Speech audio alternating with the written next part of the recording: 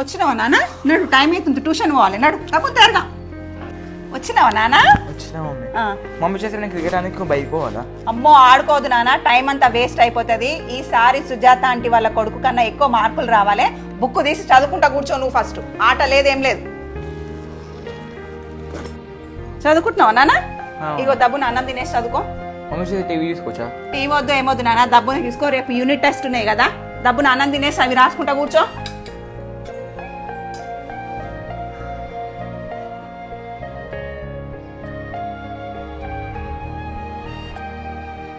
నానా very good రా. రాత్రి 10 అవుతుంది అయినా సిన్సియర్గా చదువుతున్నావురా. నువ్వు ఇట్లనే చదువుకొని మా కళలన్నీ నెరవేర్చాలి, సరేనా? పెద్ద అయినాక నువ్వు IAS కావాలి, ఓకేనా? నేను పడుకోవడానికి వెళ్తున్నా, చదువుకో.